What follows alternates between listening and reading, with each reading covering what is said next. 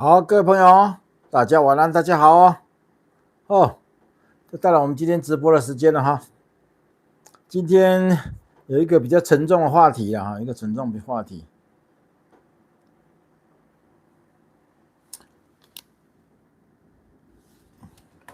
好，来呀。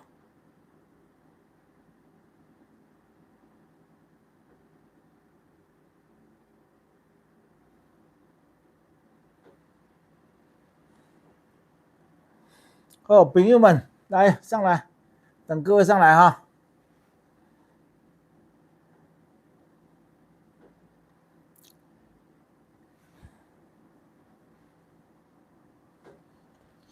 对，聊到4位，还有100位才开始100位才开始。对啊，上来就先按赞嘛。你闲着是闲着没事做你就先点个赞嘛，是不是啊？点个赞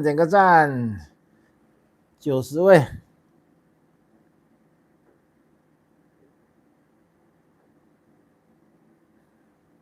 每天都要看到廖总，谢谢了。阿克斯米达什么意思？哎呀，已经按赞了哈，来提醒大家一下哈，现在122位在线了哈，我们点赞只有44位了，也就是还有80位没有点啊，请你赶快点赞，请我赶快点赞啊！好了，为什么我今天做这个话题呢哈？今天做这个话题，我一定要把这个东西先弄清楚，因为各位我很抱歉了，我们的阻挡这个问题啊，大概速度会减慢。本来我们说3月中到3月底之前内政部会核准嘛，内政部已经来公文了哈，他说我们有一些地方不符合规定，所以我们等于被推荐了哈，被推荐了。但没关系啊，推荐没关系，我们重新再来哈，我们重新再来。我今天跟我在越南嘛，但是我跟那个主席还有秘书长，我们都通过几通电话了哈。稍安勿躁，内政部要什么我们就给什么，我们重新再来。所以呢，我们势必还要再开一次党员大会，因为他说那个，哎呀，他的一些说法，我虽然不同意了哈，但是我们得遵守了，我们必须要遵守。我没有批评内政部了哈，各位，我们的未来，我们的党章哈，不要跟我计较党章哦，我未来的党章跟党名可能都会改，为什么？因为像这种他们叫颠覆主权，你知道吗？我们要加入美国，这叫颠覆台湾中华民国主权。虽然我们不承认中华民国政党嘛，我们不承认中华民国这个主权嘛，但是我们还是要在他的主权之下成立政党。所以很多东西各位一定要理解，成立这个真的有很多不容易的地方，有很多所以不要有些细节哈，你可能要体谅我们。我们可能在党章上会做一些修改，甚至党名会做一些修改，不要。就是说，我们会再跟内政部开一次会嘛？你要什么我就给你什么，你要什么就给你什么，是吧？是不是？我政党成立之后，我的方向我自己定嘛，是吧？那你如果是觉得党章应该要照你们的，我觉得 OK 啦，没有关系哈，没有关系哈。这件事情哈，为什么？我希望了哈，我希望民进党了解一件事，民进党支持者我也了解一下，我批评你民进党是为什么？目前为止，在台湾跟我们台美党有共识的，大概只有民进党了，因为民进党在抗中保台、反共这方面跟我们是高度契合嘛。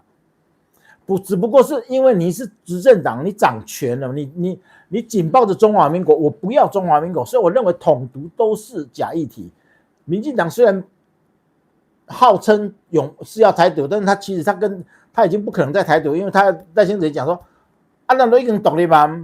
为什么还要独立？对，他的独立是在中华民国这个国号叫独立的，但是他走不出去，这种也是一个假独立。但是我们不要这些东西，我们要真正的什么？所以我说统独都是假议题，我们要加入美国。但是这一块一定是什么？一定违背什么？违背民进党现在执政者的什么的利益嘛？所以他一定会挡你。我看得出来，这是有一些在挡你的味道。可是我跟你讲，我们不去批评他们了，我们暂时不去批评了，我们人在屋檐下，我就低头，没关系，等我们政党成立之后再说嘛。这个是也可以理解哈，可以理解哈。那表示什么？表示我们的能量出来了嘛。各位，我之前不是讲吗？我们加州那位先生吗？叫做那个加州共和党的主席那位先生吗？他说我们当时开成立大会的时候，当天他就接到电话了，民进党人给他打电话说我们成立这样一个政党，所以各位，民进党一定在严密的什么？不要说监督啦，严密的注意我们的动向，这是必然的，因为他也感觉到我们这个党是有能量的，我们是有论述的，有能量的，而且会被很多人接受。所以我今天就说，我今天批评民进党，只是说我觉得你是我的同路人，只不过你的方向跟我不太一样，但是我希望你积极的面对现在国际局势的变化。这是我批评，我只批评这一块哦，我没有批评过其他民进党什么，其他都没有哦。我也没有，那国民党说要贪腐了，我从来没有觉得民进党贪腐的哦。我说民进党要贪腐也没有你国民党的1%啊，这个都不用辩啦。你说民进党有没有贪腐，我不知道，但是再怎样贪腐也没有你国民党贪腐的1%吧。所以这一块不是我们的重点，重点是民进党今天还是我们的友军，只不过是个人的方向不同。我希望更直接的跳脱统独之争，我们直接加入美国。可是这在一个执政党，这一个他们认为主权独立的一个中华民国之下，这是一个叛国行为。但是我们是民主国家，我们有言论自由，所以他不能办你，他不可以因此而办我们。可是我相信在成立这件事情，他会给你一些什么？给你一些，给你稍微给你一点，不好，你要顺利啦，不会让你那么顺利啦。但是我可以接受哈，我能接受。我们现在开始啊，他要什么我们给什么，他要我们改什么我们给什么，我们只要把这个党赶快成立起来，甚至我们把台美党改成台湾共和党，我都可以接受，因为台美党这个好像给人一种很大遐想嘛，那不就台湾共和党不行啊？那你是民主党不能用你是民主进步党，我是台湾共和党，这不是刚好而已吗？所以我说，我跟秘书长讲，我也跟什么我们主席讲，什么都可以改，什么都可以改。至于我们党员的问题，我们内部再来什么，再调整就好。好，也就是说，各位，这个代志了哈，我可以跟你保证，总统府都知道我们这件事情，总统府一定很清楚，因为有风声绑出来，你听到不？有风声放出来了，总统也知道这件事情。但是什么？我们是个堂堂正正的国民啊，我们没有做任何卖国的事啊，我们继续勇往直前。各位不用怕，不用怕。我强辉我都不惊你，我哪可能惊你民进党啊，笑死人了！你是不搞他笑死了对吧？所以你对我这些，所以我是呼吁民进党了。我今天批评你，就是我要告诉党你们的支持者，你支持民进党，我同意；你支持民进党，你不要投票给我，我拜托你不要投票给我，你投票给民进党，我不要跟民进党形成竞争，我要抢的是蓝白里面还在反共的蓝白的票，中间选民绝对反共了，我不相信中间选民有一个不反共的，有一个不反共，那就叫亲共了，就不是中间选民了。所以我跟你讲，民进党我没有要抢你的票，总统先生啊，我不管你是谁在注意我们的节目 ，OK， 我没有要抢你们民进党的票，我觉得中间的选民的票更宽广，我觉得蓝营里面的反共的蓝营票更宽广，白营里面难道就没有反共的白营吗？这些都是我们的目标客户。我们 target price 我们的目标客户哈，那这样的话，各位，我批评民进党只是要表明这个嘛，我跟你民进党虽然有最高的目标就是抗中保台反共，可是我们的路线是不同的，就像同门师兄弟啊，虽然我们的目标是嘛，以前说什么反清复明好了哈，但是我各地有不同的反清复明组织啊。台湾有什么？台湾有天地会啊，哪里有什么？只要所以我们充其量叫做什么？叫做友军啊哈，所以不用再用这个来，你们也不用担心我们会抢到你们了，我们没有准备要抢你绿营的票，把这个话讲得很清楚，公开讲了，我没有要去拜托，哎呦绿营的给我投票啊，我们都是自家人哦，我没有，这样的话我相信了哈。民进党对我的敌意，我希望可以减少了。我希望民进党对我的敌意减少。我这2个今日上输啦呢，我这辈子今天最输啦哈。我这辈子敢跟谁干啊？但是我还真不敢跟绿营干，你知道？因为这些都是当年的朋友，当年的兄弟嘛，是吧？大家都是好兄弟啊！你讲大家呢，见干老会老弟，我嘛不爱呢，我也不希望这样。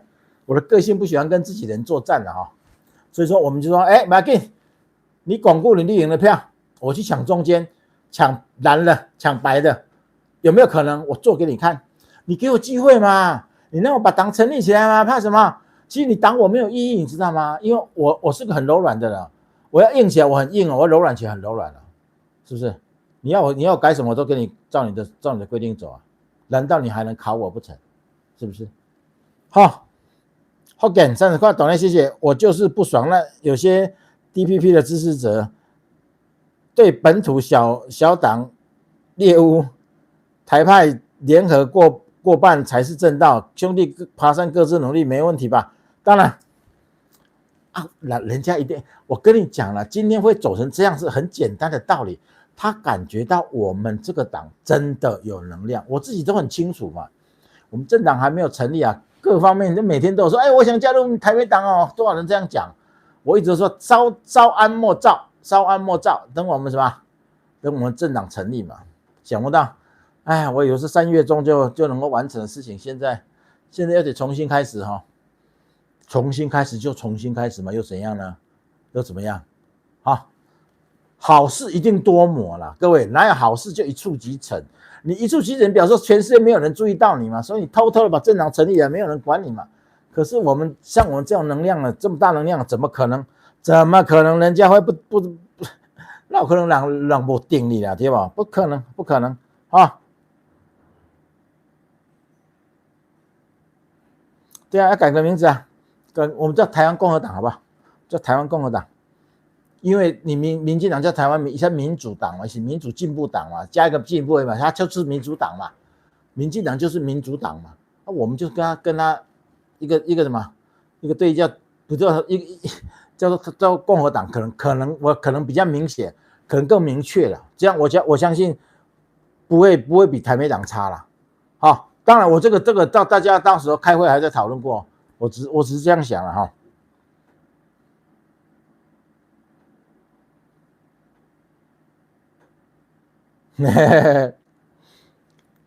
国民党已经没机会啊！各位，我真的可以跟你讲，国民党他们这个戏演的实在是太粗糙了，太粗糙了。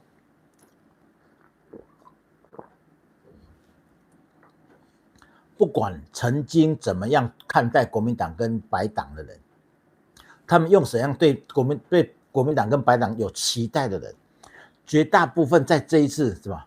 柯文哲确定犯罪嘛，黄国昌也犯罪嘛，国民党整个被共产党带着跑嘛，国会乱政嘛，摊贩国家的预算嘛，是不是？然后国民党整个已经不演了，直接就把他中国代言人的那个角色，他已经摊在台面上了。这一下，他就没有任何模糊的空间。朱立伦很聪明，朱立伦的时代一直在搞模糊嘛。我明明就说你国民党明明就亲共，那朱立伦说没有，我没有亲共啊，我还是台湾为主体啊。所以朱立伦时代还可以骗一些台湾人，还可以骗一些国民党的反共派的人，他还可以未来人家党主席就说他反共了哈。可是郑丽文已经清清楚楚不反共，我真的很希望郑丽文赶快去跟习近平见面了。郑丽文一天到晚要郑习会，我就快笑死了。你如果郑习会，你国民党还要选吗？啊，郑丽文，其实我真的怀疑，郑丽文你是民进党派过去卧底的，民进党派郑丽文去卧底有没有可能？搞不好真的有可能。要不然郑丽文就干的这些事，哪一件事情不是有利于民进党的？哪一件事不是这样？好，所以也许你不要觉得不可能啊。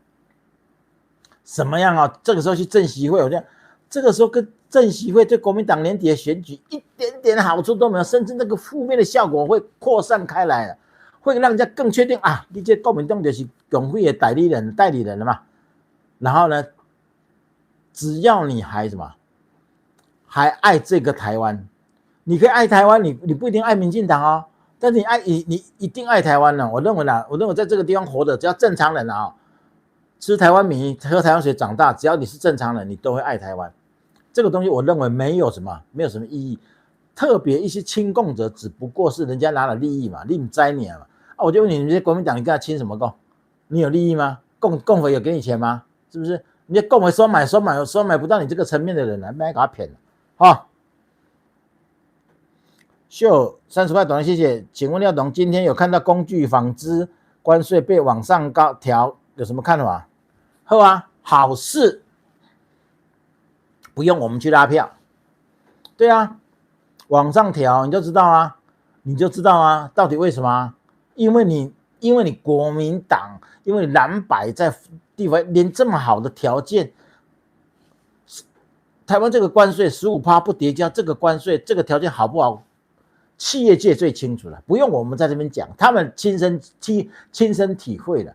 我就说，只要被往上调，这些人哪里美国的 AIT 对台湾的了解不会比你少啦。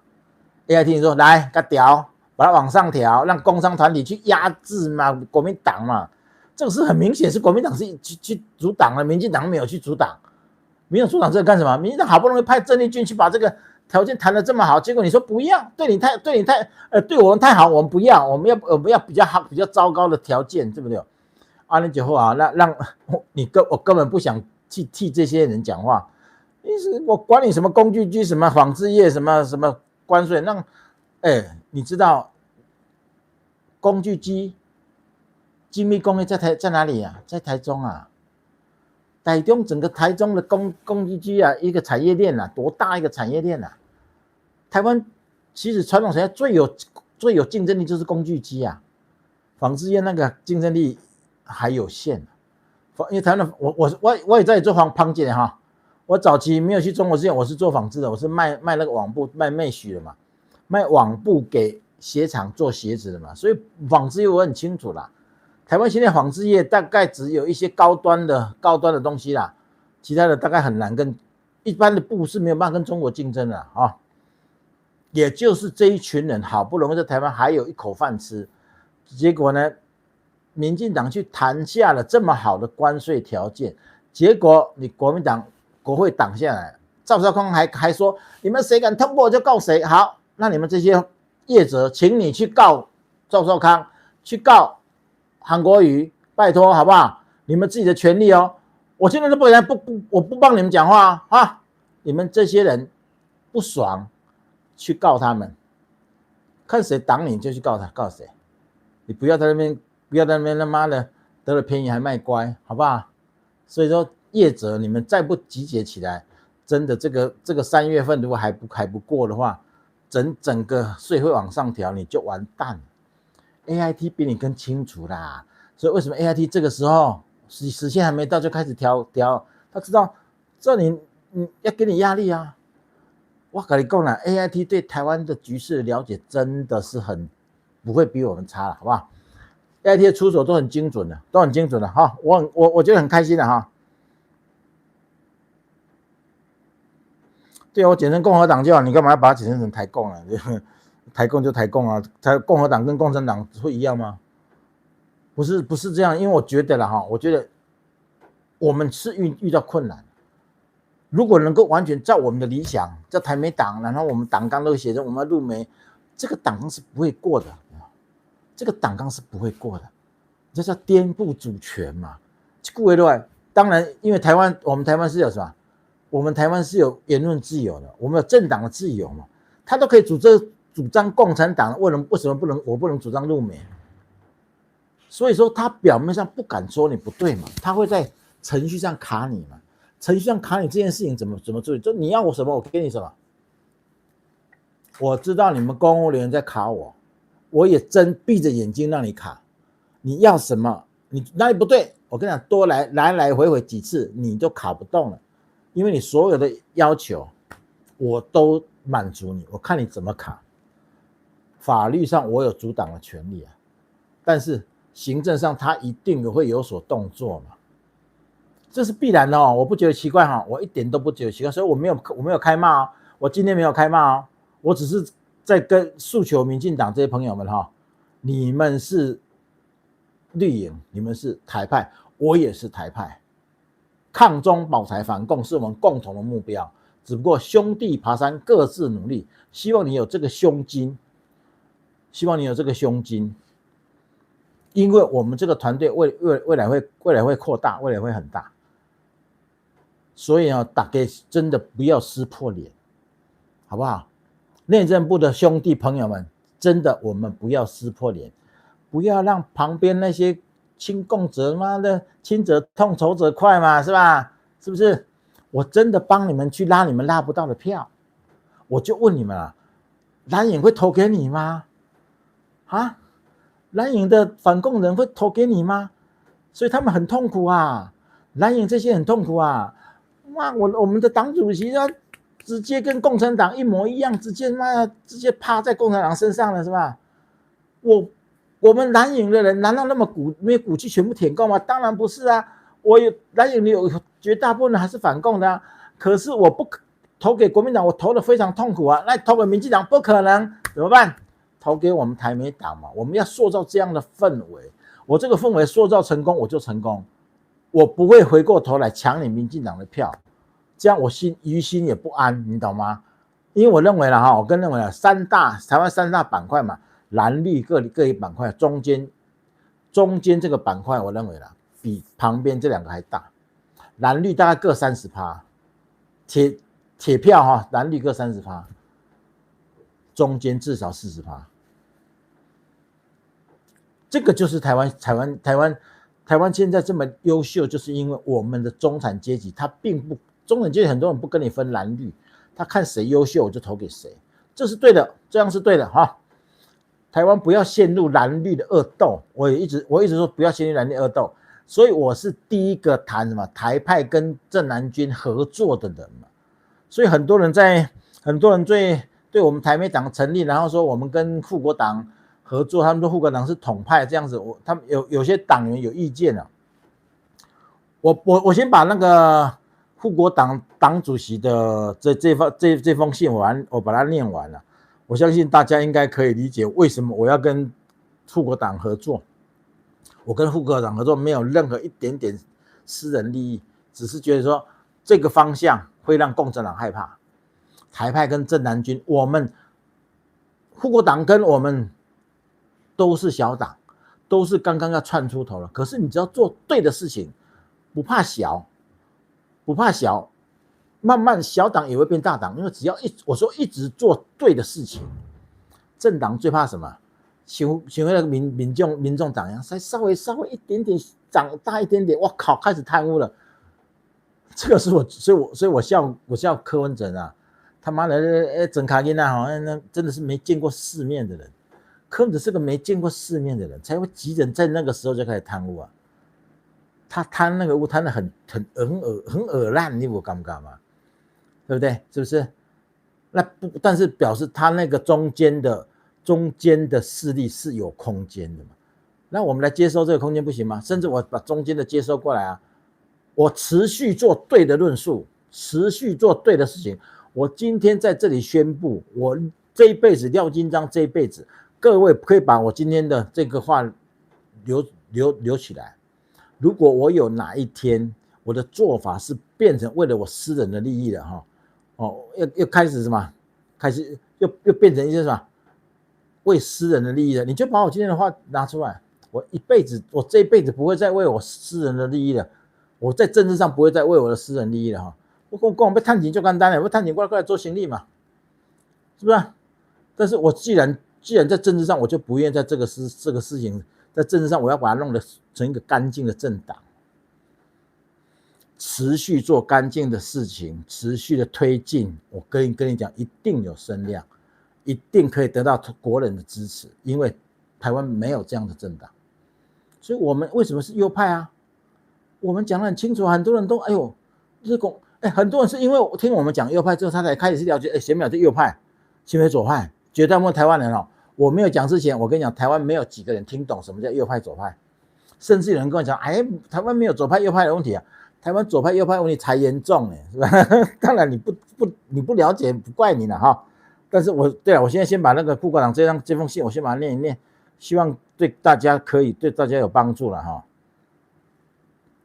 护国党致力于推动中国民主化，中华民国还都南京，这个主张不是在台湾作而论道，喊口号而已。实际上，在护国党思想导师袁宏斌教授加入护国党之后，起了实质的变化。中共体制内反习近平红二代以张幼霞、刘源、邓朴方、胡德平为首的秘密组织，正式与护国党在纽西兰接触。双方达成未来解体中共体制后，同意恢复中华民国为国号的联邦宪政体制。未来可能出现中共军方与红二代加上护国党还有美国、日本的因素，共同完成中国民主化联邦制的转型。到时候会不会分裂成好几块，各自独立？目前迹象还看不出来。还有什么反共政党？团体组织具备有那个能量去推动分裂或独立的工作，这个就是这样哈。所以我一开始我就支持护国党，因为我知道护国党在台湾没有声量，护国党在台湾也没有太多空间，可是护国党在海外民运身上起了很大的安定作用，包括中国内部。所以我不是讲吗？袁宏斌这样一个反共的一个了不起的人啊，他在世界各国喊反共喊了几十年了，像无根的浮萍到处飘，没有产生什么声量。可是当袁宏斌来到台湾，跟护国党一结合，我跟你讲，两个互相需要，袁宏斌就算落地了，袁宏斌的反共就落地了，护国党的反共也像找到一个国际的突破口。所以这两股势力他们结合起来，对未来中国我是看好的，所以我愿意帮他们宣传哦。所以也就是说，如果中国未来真的什么民主化，我们台美党跟他是也可以算是联邦之一耶。当然我们如果能加入美国最好了，如果加入不了美国，独立也是一条路啊，是不是？如果有那一天啊那一天我们跟中国第一个建立邦交，我可以接受啊。这些不同的不同的力量各自去努力，每个不同力量去努力，然后最后哪一条路成功，我们就往哪里走嘛。我不讲啊，陆美联邦回归你们所谓的日本母国，台湾独立，甚至最后跟中国建交，还有这每一条路都是可以接受的。兄弟爬山各自努力，所以我就把这个东西弄清楚。我们不用跟我们的友军计较太多了，还没艺术啦，这样我们去计较那个真的不必要跟兄弟去计较那个了哈。我不怀疑他们的立场，因为我在中国那么多年，我很清楚中国是有这样的一个反对势力的，但是他需要有人组织嘛，有人去组织嘛哈。然后护国党愿意跟袁宏斌这些人，你看他们袁宏斌他们联合的是谁啊？联合是谁？你看到没有？联合刘源呢？刘源是刘少奇的儿子啊，邓朴方是邓小平的儿子啊，胡德平是胡耀邦的儿子啊，这些都是很厉害的红二代啊，对不对？这些才是真正的红二代啊。刘源到目前为止刘源是公安出来的嘛？那个什么？刘源是怎么出来的？好像是公安队，好像是公安团队出来的。那我就问你啊，这些人都是有能量的这些能量每一个能量都不会输习近平，因为这几个人他们的阴老辈嘛哈，他们的护刘少奇、邓小平、胡耀邦，他们哪一个会输给习近平他爸爸习仲勋呢？反正习仲勋你还没听过了，如果习近平没有上来前，你知道谁是习仲勋吗？我们根本没听过这个人了。可是你看他们现在联合这些人，才是真正的有头有脸的红二代。这个他们如果联合了起来，我们真的乐观其成，各位乐观其成。所以我愿意一直帮他们宣传，就是这样。也许这整个事情没有我们台美党的什么事可是我们如果能够帮他一点，帮他推动一点，我都觉得很开心的做任何有意义的事情，我说持续做对的事情，你的能量就会很大。你一直在做对的事情，有一天你会发现，哦，我的能量怎么变那么大？因为你在做对的事情，好不好？塔山廖金章150要懂的是啊，这个是那个，这个应该是秘书长哈，要懂要不要通知这下3月份星期6日把时间空下来，我们再准备重开一次，大家记得出席，带身份证，我们用最短的时间把政党直接成立通过，好，当然可以啊。3月份的星期6日哈，对，这个是我秘书长说，大家在3月份的星期6日尽量把时间空出来，准备再开一次大会，大家记得要带身份证出来，我们要用最短的时间把政党直接成立通过，因为我们最近会再跟我过2天回去之后，我们要跟内政部直接开会，你到底要什么？因为今天我们党主席去跟那个内政部讲，他跟我讲了几样要改进的地方，然后我们什么？我们主席说，这样就通过，这样改善就可以了。他说，哎，还有一些没有讲到，我说讲，而且整笑哎呀，整笑，你就是表示说，哎，你跟我讲一样，我做一样，然后你到时候说，哎呦还不足，这个那记得这头哦，这一套跟共产党一模一样，所以我很确定他们在卡我们，但是台湾的公务员还是斯文的，他没有卡得很难看，所以呢。我让你考不到我直接跟你坐下来谈啊，我全程录音啊，是不是？你告诉我怎么做啊？你告诉我一次给我讲清楚，我一次把你完成。如果你当时跟我讲的事情我都做好了，你还不给我，我就告你，你误导我们。你为什么我们第2次申请，我们都跟你开会了，你跟我讲的东西为什么没有讲清楚？所以讲咱做代志的时候呢，我们做到面面俱到。我们辛苦一点没要紧，人在屋檐下，我们辛苦一点没关系啊。我问你啦，这个事情据说已经直达赖清德已经知道这些事情，所以内政部长他要不要去稍微表现一下，必然的嘛。这个足正常啊，那我们不用去怪他们哈，没有去怪他们，很正常，这是必然要走的路嘛哈。没有什么，我没有任何遗憾，我也没有任何我也没有任何情绪啦，我就该怎么做就怎么做了。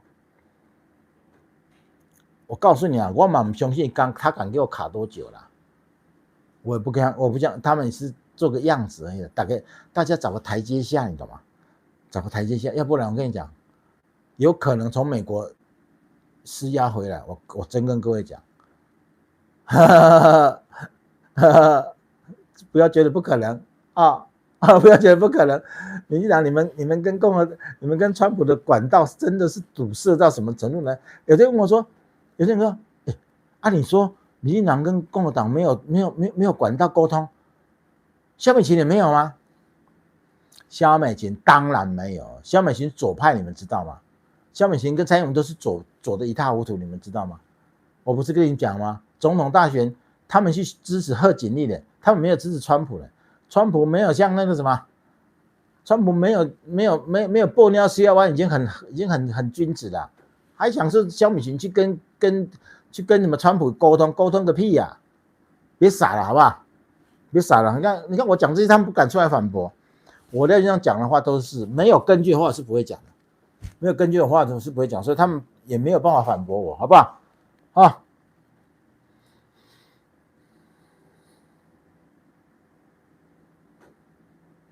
搞到什么各自对吧？很奇怪哦，统促党、统一促进党要让台湾去跟什么？去跟敌国统一，他都没事。我们跟我的盟邦统一，他不行。各位你注意听清楚哦，我们的统促党它是可以成立的哦，我们的护国党是可以成立的，因为这些都主张什么？比较主张跟中国有一些联系的，这些可以成立哦。我们主张跟我们的盟邦是不行的，那我可能还是不行，我怎么可能会让你不行，对吧？那话最难听，阿伯弄看买讲，弄看买哈，不要去得罪台美党的人啊！民进党聪明的话，你不要去得罪台美党，因为台美党没有把你当做敌人。台美党没有把你当作敌人，所以呢，未来不要互相有任何什么，互相给对方留一条活路，这样的话，这个事情会比较好处理。毕竟未来我们是友邦，哪怕说有一天我们执政了，我们也不会追杀你民进党。当然不会追杀，因为我觉得我们只是做法不同啊，兄弟爬山各自努力，没有必要相互残杀嘛。但是如果让我们执政，我绝对会让蓝白这些亲共舔共者一定要他们付出代价的，一定会让他们付出代价。我相信我们台湾总统制的国家，我的行政权绝对有能力把这些亲共舔共者，我让你屁滚尿流。全世界都可以主张什么禁止共产主义，为什么台湾不可以？那你没有你明明是说共产党是境外敌对势力的，为什么我们国内有那么多跟敌对势力暗通款曲的政党的个人，你居然不愿意动他？那你当时为什么要说共产党是敌外势力呢？敌外敌对势力呢？这些东西都很奇怪，你不觉得吗？你干嘛光民进党他们做的每一件事其实都很荒唐嘛，他们自己的想法拢话送的，你听哦。对吧？我嘛感觉清朝你嘛咧画送的呀，你讲你歹徒金孙你嘛咧画送的呀，是吧？你都已经公开宣称共产党是国外敌对势力，可是这些听共产党指令的人，一群人到中国去听王沪宁指令，回来就说我要党军购。那个翁小玲讲的那种话，难道都不能动他，不能办他吗？不是不能办他，是你不够强硬啊。是吧？你左顾右盼嘛，你在干嘛？就这么简单的道理啊！我至今批评你民进党，只是批评你不够积极，我从来没有对你对你其他有任何批评。所以放我们一马好吗？你让内政部放我们一马，大家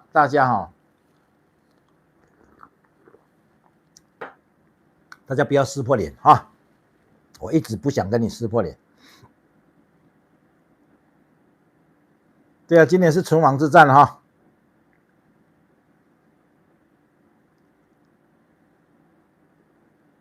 对啊，是民进党智障到逼我们这些右台派成立政党的事啊，就是这句话啊。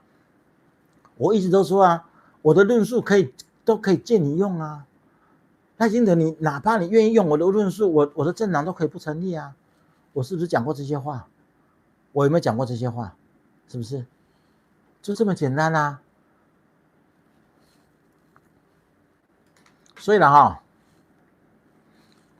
党军购的事情，我就跟各位讲，1兆2000多亿，对不对？其实才400亿美金而已啦，400亿美金分5年，每年才几十亿美金啊。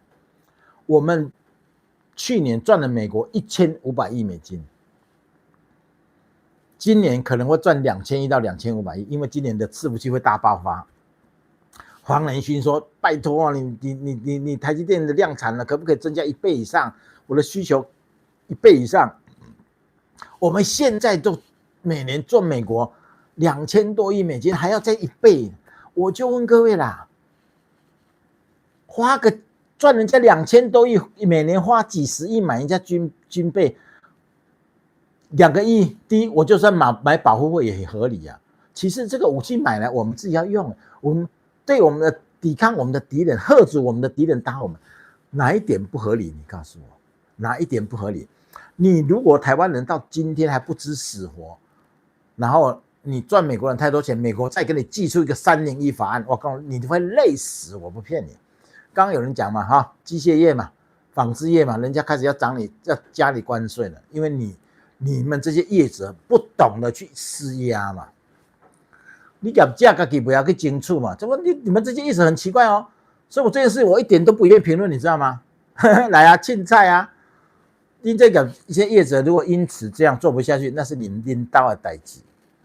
明知道是谁在阻挡这一次的预算经购，那么你们屁都不敢放一声，该死啊，是吧？啊，你们死掉跟我什么关系呢？是吧？我跟这些讲了哈，你们精密工业也好啦，纺织业也好啦，石化工业也好啦，塑胶工业也好，我就问各位啦，你们死掉跟我们台湾有关系吗？讲歹听也是各位啦，台湾的科技好的不得了，今天要保护这些传统产业能够活下去，是因为我们要保护台湾这些从业人员啊，是不是？我们觉得，哎呀，不行，我觉得台湾从业人员也是我们的同胞，不要让他们过得太差，所以我们也顺便去争取这个关税嘛。可是你自己不懂得去压制什么，压迫你们的什么，你们的立法委员，你们蓝白立委，那是你们该死啊！你死了跟我有什么关系？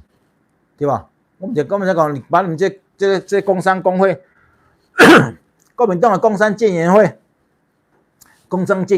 里面80%是哪的？叫出来讲啊，叫出来讲啊！你们不懂得去压制国民党，然后让这个事情走到这样，你们的会员不找你算账吗？你们会员不找你算账吗？自己的利益要自己去争取啊！谁帮你争取啊？啊，靠我们帮你争取吗？我欠你哦，我欠你嘛。所以我现在觉得说这种事情哈，我在听到这种事情，我都笑一笑，那是他们个人的事情，自己的代志，可以自己的事情自己去嘛，自己去追求，好不好？自己去主张哈。惊死人啥34000。啊，你去看一下股市，拜托你们去看一下股市好不好？那个涨翻天啦，3万多呢，34000够一啊！哎，这样搞下去，很快就4万点了呢。我们以为这4万点不知道还要爬多久啊？哎，你看过3万到现在3万5了，那个3万多呢，这5000点好像你都还没有醒来，梦还没醒过来，我靠，5000点过来啊！超过3万5千，快达3万5千点。塔山在说百年崛起，难道有哪一点说错吗？股市就来跟你讲，这个股市的涨幅就告诉你说，塔山讲的对哦，台湾今天被百年崛起了哦。你敢不想过讲台湾的股票会到4万，会到5万？你有没有想过，这辈子这个梦都没有做过？我跟你讲，我告诉你啊，台湾人从来都没有做过这种梦了，你都不敢做这个梦，好不好？我问你现在说台湾股市会到4万点，你还会疑惑吗？不过我认为啦，已经很高了啦，已经很高，它应该会有一波回档整理的，应该直接冲到4万点，我也觉得有点太夸张了哈。但是有没有可能我不知道了哈，反正我现在股票我最高不想做哈，但是你就可以让很多人知道，人家相信台湾的人赚着什么，赚着口袋饱饱啊，那到现在还唱衰台湾，你是不是？去空台积电呢？我不知道那些人死了多少人啊！蓝白这些人天天唱衰台积电，哎，你们蓝白这样唱衰台积电，让你们亏那么多，你为什么不生气啊？他妈，你们不是爱钱吗？不是钱第一位吗？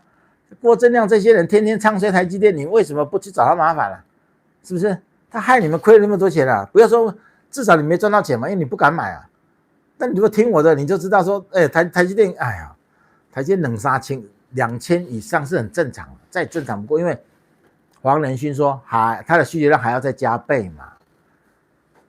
你是真心在加倍不？哈，台积电到底有多少厂房啊？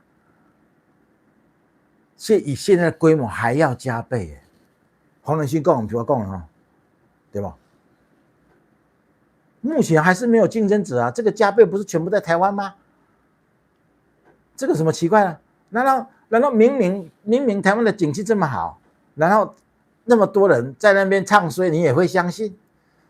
哼，你们去看看美国 ADR 台积电多少钱啊 ？ADR 台积电大概2500啊，2400、2500啊，就台湾现在还不到2000，为什么台湾的台积电比美国台积电还便宜那么多？就是因为有蓝白那边唱衰嘛，让你没有信心嘛。其实全世界都认同台积电应该是在2500以上，全世界都认同这个价，就台湾人不信啊，台湾人不信，笑死人了，笑死人哈。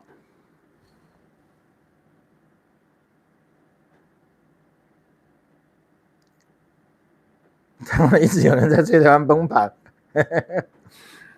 其实那个除了他说台湾崩盘，除了政治的语言之外，有任何什么根据没有？我们讲每句话都是有根据的啊、哦。今天黄仁勋说台积电你们要再加倍的产量，因为我的需求会加1倍，这是黄仁勋跟我看信，你信黄仁勋还是信那些他妈蓝白那些土包子啊？那些共匪的土八路的同路人啊？你信他们还是不要说信我了，我没有那个能耐让你信啊。信黄仁勋可不可以？是不是？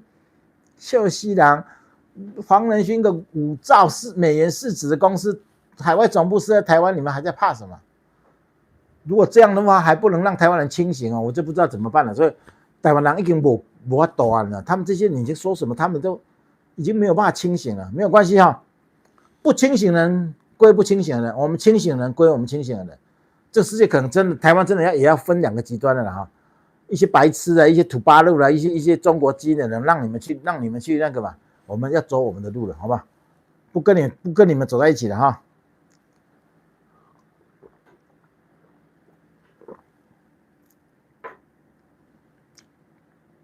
3年1条款当然是只对非半导体产业，当然啦，我已经说了，半导体的事情，川普不可能给你加任何1毛关税，因为你给我加1毛我就涨1毛，你给我加1倍我就涨1倍，然后最后造成通货膨胀是你，如果啦，川普给台湾的半导体加税，好加多少我们涨多少。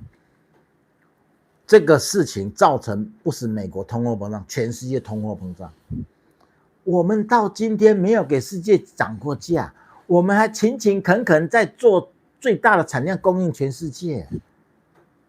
结果你川普要来搞我的关税，所以我就涨给你看啊，我趁机涨价可不可以？我来那是过哈，如果是我了，我就说好啊，没关系啊，你川普给我涨，给我关税啊，我就趁机，你给我涨10%，我就涨20%给你看，我趁机涨价，让全世界觉得，哦呦，对，我的涨价是川普造成的，不是台湾造成的。台湾永远是那个勤勤恳恳帮世界做代工，为世界供应最好的晶片的那一个国家，而不是说，哎呦，现在我掌握了这个优势，我就可以大涨特涨。我台湾今天大涨特涨，全世界没有一个人敢放一声屁了。现在你没听人讲吗？你没有听过那些科技业在讲吗？现在啊，全世界的买家只讲有扣打就好，有货给我就好，价格我都从来不敢，他们从来不问价格了。啊，你有多少扣打？日我的扣打，你有多少产能？我可以排进去，什么时候可以排进去？都在讲这个啊，全世界在抢 AI 啊，是为什么台积电以前我们就说台积电很好，去年前年之前台积电能过了8年，为什么突然变2000？我已经说不一样了。以前的台积电最新产能只给苹果，苹果一直没有办法把台积电的产能灌满了。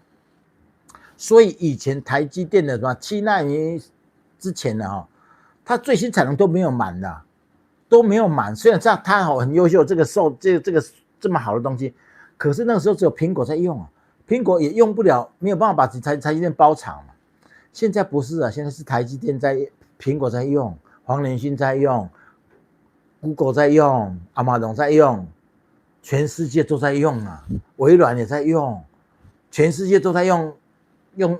现在 AI 大爆发，每一个科技巨头都要用台积电的晶片，跟以前只有苹果在用是不一样。所以苹果也是在什么？在台积电的一个发展过程，它占了很重要的分量啊。如果台积电的最新制程没有苹果在用，台积电可能都没有办法去发展那么快嘛，因为你没有市场嘛，你台积电跑得太快了，你早伤紧嘛，你的太高太尖端的科技根本全是用不到，只有苹果之后没人用得到嘛。结果台积电现在培养出一大群 AI 在用的人，所以台积电为什么越先进利润越好，产能越高，然后订单越满，是不是？大家都知道，我们是工作这边，然后2奈米早就被人家承包完了，2奈米早就包完，2奈米利润最好，一片12寸的都超过100万台币啊，一片啊，拜托了，一片的台积电一工时要做多少啊？一片100万台币，你说这个钱赚的是吗？你都想不到一个企业怎么可能这么好赚，做到这个程度，而我们以前想不到的情况，台湾已经做到了，结果说还有那么多人在唱衰啊，所以到最后你也不用去生气了哈，你就唱衰了，让他继续唱衰嘛，是吧？你们去放空，我拜托你们哈，唱衰台积电去放空，我们继续买嘛，我们继续赚钱嘛，是不是？好，买 turn 这个怎么念 ？Black KTKT 150块，懂了，谢谢谢谢。台子期又涨上去了。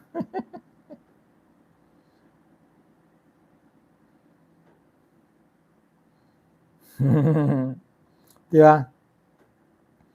啊，目前会做空的有谁？我就问你啊，目前只要对台湾的处境、台湾的科技状态、台湾在世界的价值，要有一点认识的人，谁敢去这个时候去做空？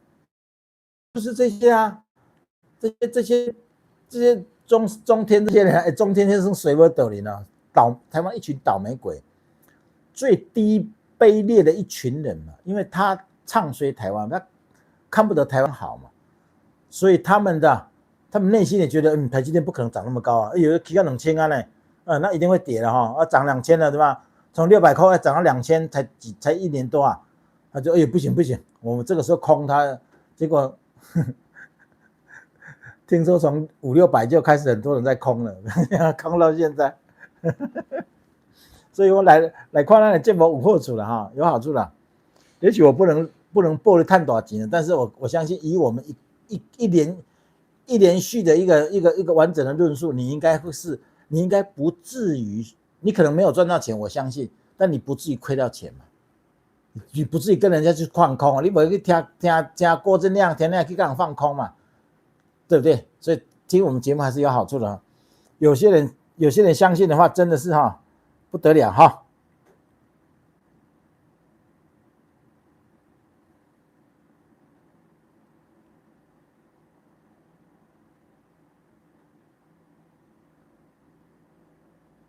不是301条款了，这一次232条款其实已经涉入关系到主权问题了，所以这个你们去仔细去看这些美国最近对台湾的每一个动作啦，你就会觉得我们走这条台美党这条路是对的。如果台湾现在的政治人物都没有看懂我们这条路是对的话，那其实你蛮悲哀的哈。我会觉得你很可怜啦。你连这个都看不懂，你跟人家玩什么政治？所以说来，真的要让世界，不要说世界，让台湾也是分2个极端了嘛，分2个极端了，做空会破产了，中天实际傻自己抱着。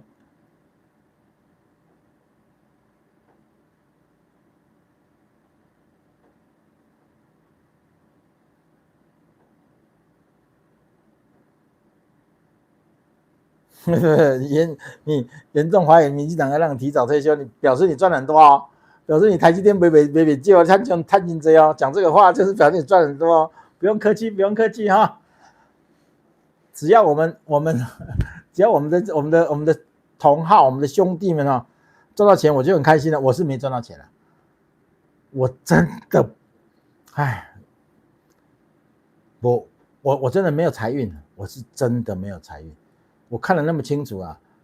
我跟各位讲，我以前在中国的时候，在民主群里面讲了很多台积电，他们不知道台积电是什么。后面听我讲了很多，有几位了没有很多，有几位在美国台积电在90块钱他们就买了嘛，到今天还拿到手上。我那些群友好几个赚好几百万美金啊，他常常跟我讲这个话，哎呦感谢你啊，感谢你啊！我说没有关系啊，那是表示你有财运的哈。我自己都没赚到钱啊，是吧？那没办法，那就是人的命啊。但是没有关系啊，我不遗憾了哈。我该做，我这个人呢，你要没有辛苦的工作我辛苦的工作是可以赚到钱的，但是我没有辛苦的工作，凭什么？凭天上掉下来？我是从来没有那个命的，这世人没那个命，你听吗？所以我们很认命了，很认命。可不可以30块懂了，谢谢。请问廖董，对白宫 CIA 公开机密文件说美国没有台积电经济会完蛋的看法？这个事情我讲了100遍了。全世界的军力的，全世界的武装加在一起乘以5倍都打不过美国。全世界只有一个国家可以让美国很好看，就是台湾嘛，对不对？这个东西我讲这个东西没有人敢反驳啊。可是很多人没有感觉到说真的有那么强吗？对，不知啊，你不知，但事实上是这样嘛，对吧？这个东西没有人会反驳的哈。啊，本来就安那啊，这有什么奇怪？所以已经不用去考虑什么，考虑说美国会不会来帮台湾，中国打台湾，美国会不会来帮台湾，这个东西都已经是伪命题了哈。在这1、2年来，你已经看得更清楚了嘛。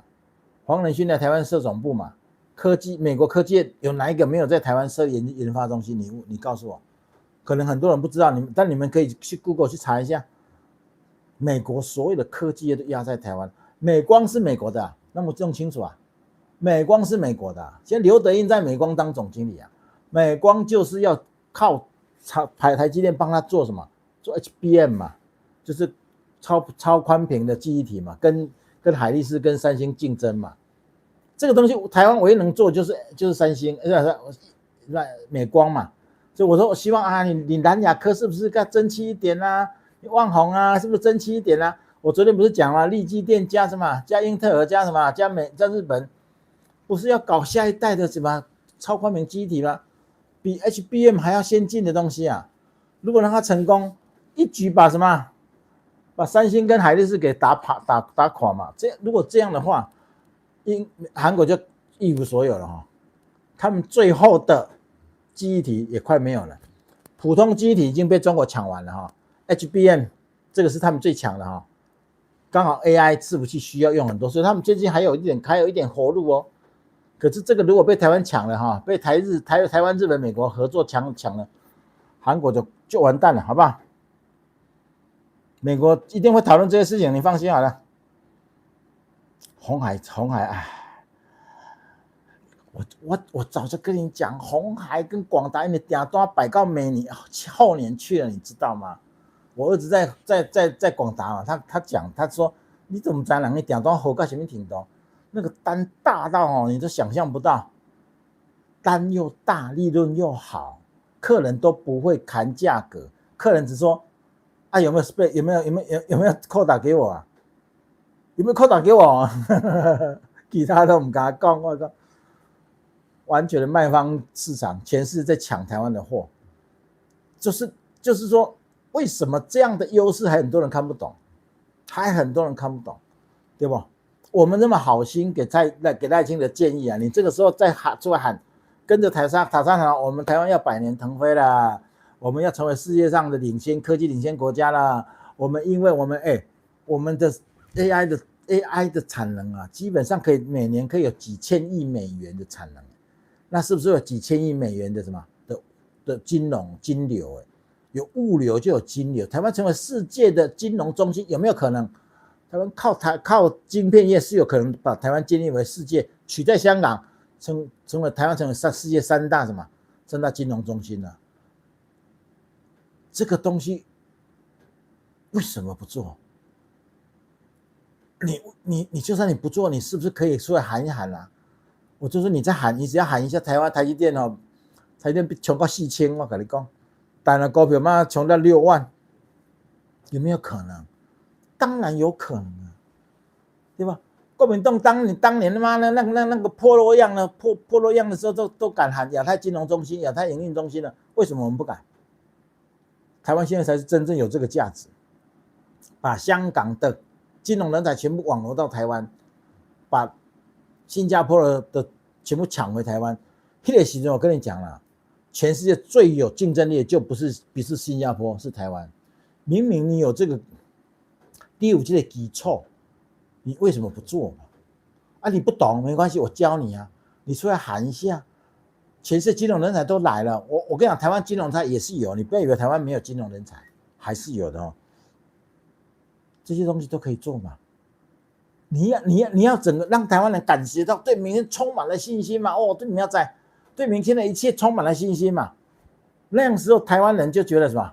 我才是天之骄子，我是什么的有钱人，我是贵族，我贵族我干嘛跟你中国那些韭菜混在一起呢？我为什么跟中国那泥腿子走在一起呢？自然台湾人就会慢慢想到啊，我是多么高贵的民族啊！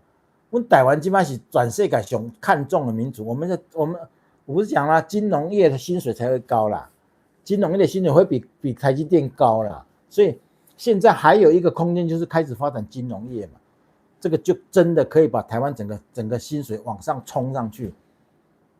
那个时候你就知道说什么叫贵族，台湾的贵族跟中国你就不用去宣传，你都不用去宣传，台湾人自然说，林北那可能可以跟你中国块泥腿子苟在一起啦，是吧？我跟你混在一起干什么？是不是？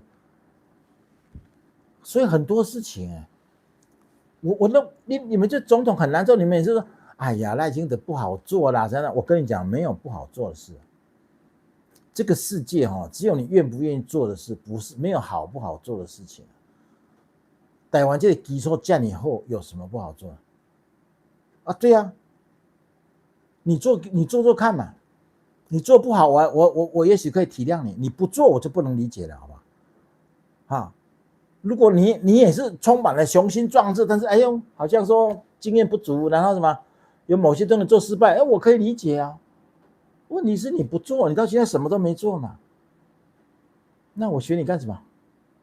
这是真的是让人非常非常我每次讲到这个都不忍不住都要多说你几句嘛，是不是这样？到今天你也是这样啊，到今天你不也是这样吗？说下来改 AI 中场有啊，台塑他们之前就已经谈过了，他们就去找那个什么，找那个要什么，要导入 AI 了嘛。我跟你讲，不光是塑胶业啦，所有的行业都会导入 AI 啦。现在可能是医疗嘛，医疗先导入嘛，那石化业嘛，是吧？钢铁业嘛，是不是？他们有很多行业啊，精密工业啊，未来都可以导入 AI 的嘛。那个时候到时候那个什么，那个价值就不一样了嘛，是不是？金融业真的需要人才，我跟你讲，香港很多人才跑没地方去，我跟你讲。香港的金融人才没地方去，其实台湾真的要张开双手，让吸引这金融人才到台湾啦。其实我这种代志，你戴清德用画的我跟你讲，就成一半了，信不信这个？蔡英文又要2030年全民英文，这个最好啊，这个可以啊。大家不要再替民进党无能找借口，对，我也是感觉。因为现在民进党的处境真的是有史以来最好的。你跟我讲说他怎么不容易啊什么的，我跟你讲，那个叫做无能，好吗？那是叫无能。比他艰难的时代都走过来了，现在这么好的时代，你跟我讲说他很困难，笑死人哦！你慢慢讲笑死哦，没有人能够接受这种说法。我真跟你讲，真正困难的时候是当时呢。国会20-30席的民进党就这么战将云集，那个时候我才觉得是厉害的时候。现在你现在跟我喊这个是喊说不过去的，好不好？但凡你有一点点脑袋但凡你读过小学3年级以上了，你都不会再相信他们讲的这些话了，是不是？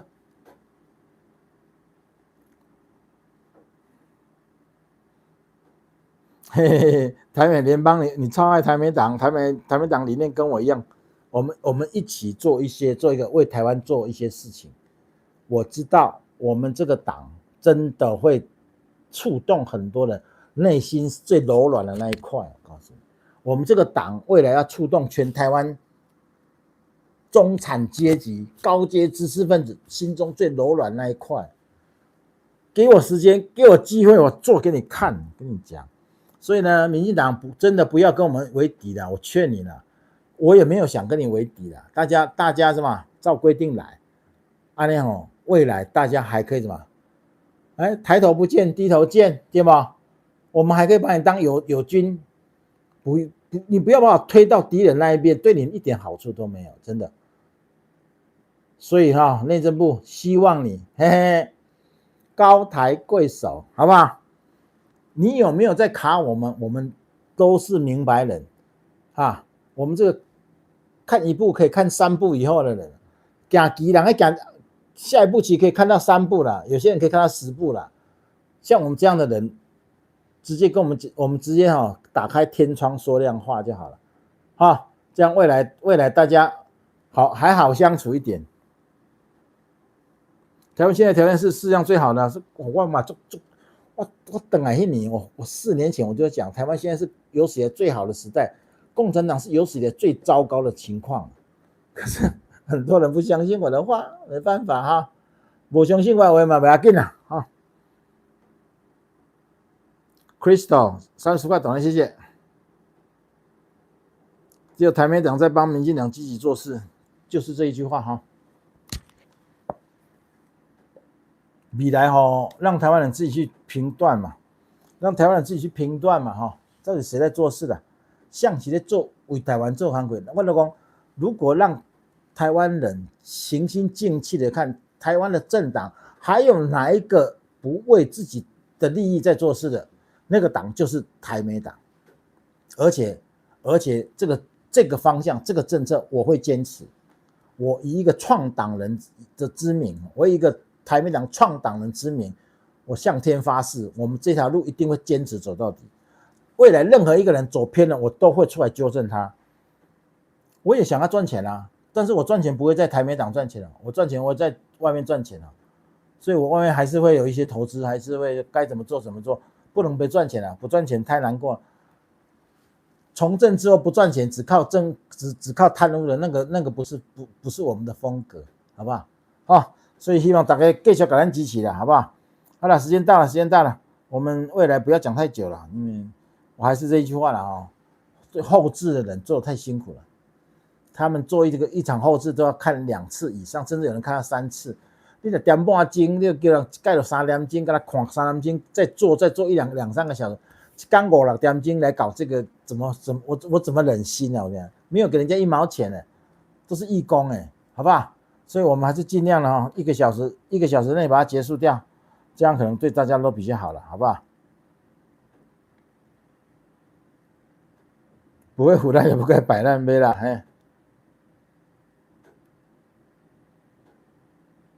廖董觉得任建涛是不是得到某些风声？这个人15年前对习近平语言相当精准。任建涛我不知道这个人一般来讲，中国的民营人士我应该都知道，可是我不知道任建涛这个人，好吧？好了，不说了，感谢各位1个小时，谢谢，已经超过6分钟了超过8分钟了，谢谢各位。